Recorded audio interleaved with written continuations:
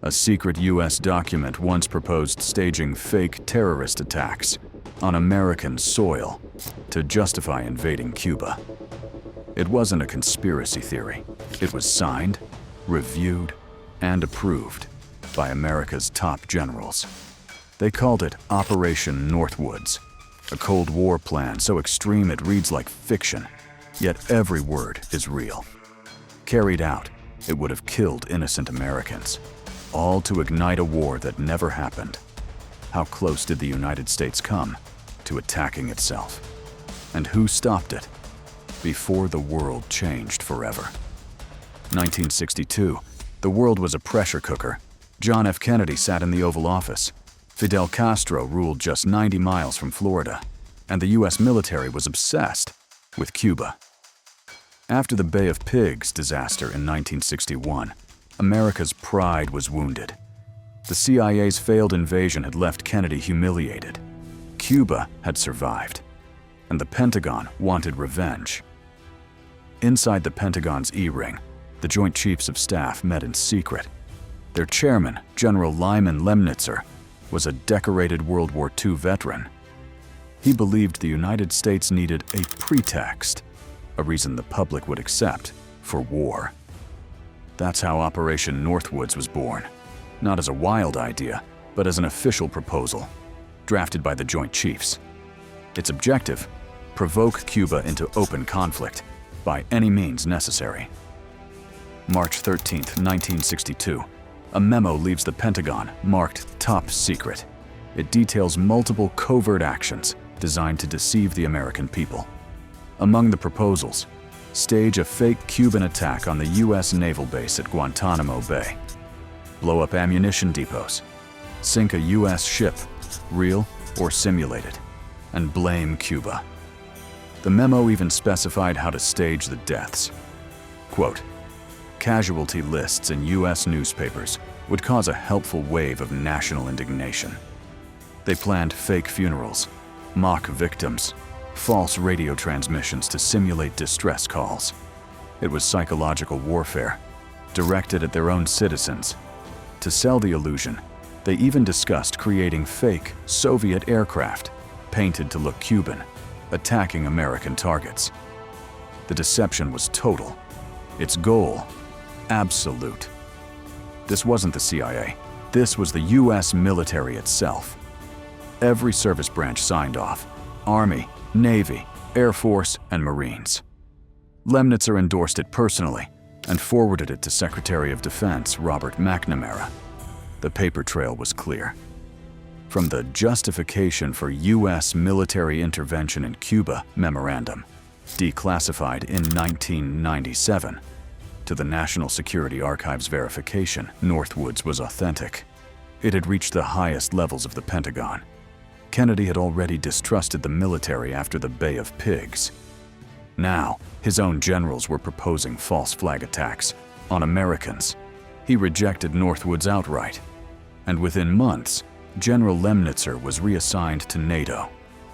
In the mid-1990s, researchers from the Assassination Records Review Board uncovered Northwoods among thousands of declassified files. It was released to the public in 1997 by the National Security Archive at George Washington University. Each scenario was laid out like a screenplay, page after page of staged provocations, fake martyrs, false evidence, fabricated news. The memo listed targets: ships, aircraft, military installations, and cities. And it described exactly how to manipulate the press. Quote, "The U.S. communications community should be prepared to announce Cuban responsibility." Even the logistics were planned: use of drones, controlled explosions, media coordination, and cover stories ready before the first shot was fired. Operation Northwoods revealed something deeper than strategy. It exposed a mindset, a belief that deception could serve democracy. That truth could be manufactured for national security. For the Joint Chiefs, it wasn't madness, it was logic.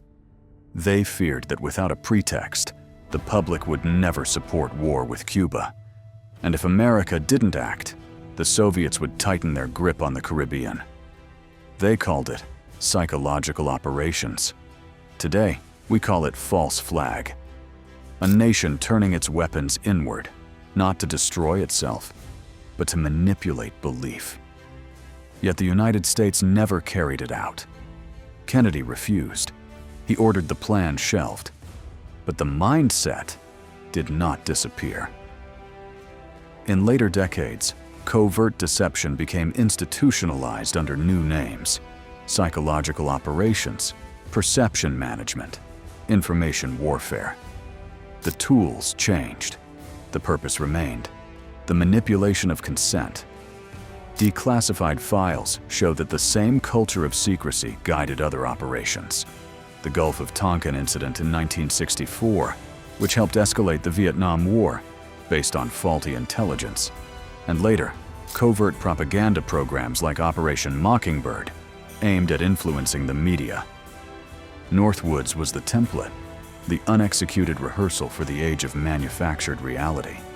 Its existence proved that within the machinery of democracy, deception could be written, signed, and nearly approved. When the Northwoods papers surfaced in 1997, the Pentagon offered no denial, just silence. The documents were authentic, dated, signed, and archived. Lemnitzer had died in 1988. McNamara, when asked decades later, said he had no memory of the plan. But insiders confirmed its review had occurred, and that Kennedy had rejected it immediately. The revelation disturbed historians. It blurred the line between defense and deceit. How many other plans were written and destroyed before the ink dried? Declassified evidence shows Northwoods was part of a larger umbrella, Operation Mongoose, a covert campaign approved by President Kennedy in late 1961 to destabilize Castro's government through sabotage, propaganda, and assassination plots. Major General Edward Lansdale, famous for psychological warfare in the Philippines, oversaw Mongoose. He viewed Northwoods as one of several contingency options to justify direct military intervention. But Kennedy wanted covert pressure, not open war. He believed another invasion would drive the Soviets to respond, possibly with nuclear weapons. That fear proved prophetic just months later. In October 1962, the Cuban Missile Crisis brought the world to the brink. U.S. reconnaissance photos revealed Soviet nuclear missiles in Cuba. For 13 days, humanity stood one decision away from annihilation. Had Northwoods been executed earlier, the crisis might have turned nuclear. A false attack could have spiraled into real war, with no way back. In the aftermath, Kennedy's distrust of the military and intelligence community deepened. He began withdrawing from covert operations. And some historians believe that isolation widened the gulf between him and the national security establishment. Months before his assassination in 1963, Operation Northwoods became a ghost in the archives, rarely mentioned, rarely studied. But when it re-emerged, it redefined how the public viewed secrecy, power, and truth. Declassified sources, the National Security Archive, the Department of Defense, the Assassination Records Review Board, and the original March 13, 1962 memorandum all confirm its authenticity. Every detail, every signature, every line was real. It forced historians to confront a question that still lingers. If such a plan could be written once, could it be written again? Governments change, wars change. But the temptation to shape perception, to control reality itself, remains constant. Northwoods stands as a warning that even in democracies, the machinery of secrecy can turn inward, that patriotism can be weaponized, and that truth, once engineered, can erase itself. The file on Operation Northwoods is now public. You can read it, every page, online. It's not theory, it's history. What stopped it wasn't law or morality. It was a single decision: Kennedy's refusal to sign. One signature prevented America from attacking its own. But the story doesn't end there. In the decades since, technology has made deception effortless. Digital forgeries, deepfakes, synthetic voices. The tools of illusion are now in everyone's hands. Northwoods was paper and ink. Tomorrow's version may not need either. The question remains, when truth itself becomes a weapon, who controls the trigger? This file is closed, but the next one is already open. Subscribe.